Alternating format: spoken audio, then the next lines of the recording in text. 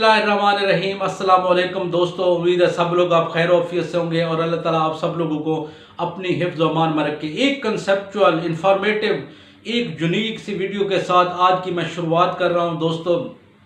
RDP के हवाले से सब दोस्तों को जो ना हाउ टू नो है। अमूमन हम क्या करते हैं, आरडीपी यही देखते हैं कि ये 16 GB की है, ये 32 की है और ये 256 की है।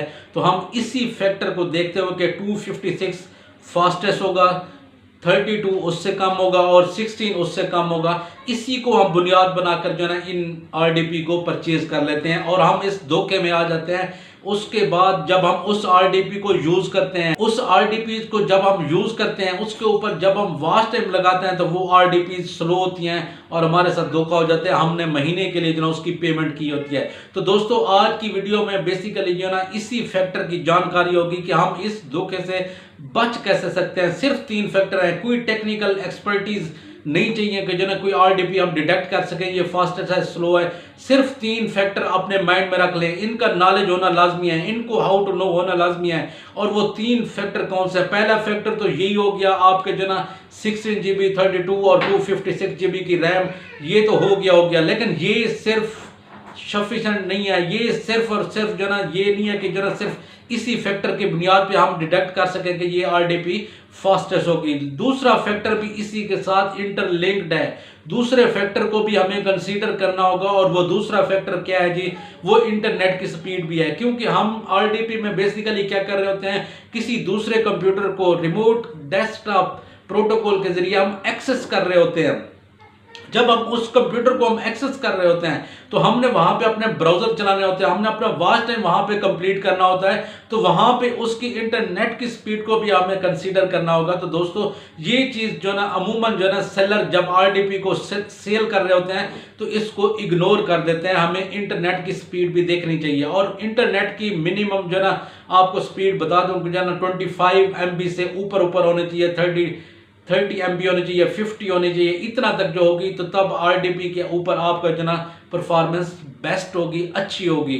इससे ऊपर भी अगर आपका इंटरनेट हो सकता है तो वो बेटर है। लेकिन अमूमन जो ना सेलर क्या करते हैं, जो आपको आरडीपी दे देते हैं उसके ऊपर 2 MB 6 MB इंटरनेट का कनेक्शन होता है और वो भी शेयर्ड होता है, मीन के मल्टीपल यूजर उसको एक्सेस कर रहे होते हैं उस 6 MB के इंटरनेट के कनेक्शन को। और जिससे आपकी आरडीपी जो ना देखिए आप कंफ्यूज हो जाते हैं। मैंने तो 256 GB या 32 GB की रैम की आरडीपी खरीदी थी और वो इतना स्लो क्यों है? ये दूसरा फैक्टर हो गया इंटरनेट की स्पीड। फिर तीसरे नंबर पे जो एक और फैक्टर आ जाता है जो बेसिकली क्या है जी? सीपीयू है। सीपीयू के साथ अमूमन आपको ये धोखा दिया जाता है कि इसमें 2 सीपीयू लगे हुए हैं, इसमें 3 सीपीयू लगे हुए हैं। इसमें आपने कंफ्यूज नहीं होना है। इससे आपके उस रिमोट डेस्कटॉप कंप्यूटर की परफॉर्मेंस बेटर नहीं होगी, उससे अच्छी नहीं होगी कि इसमें इतने सीपीयू लगे हैं।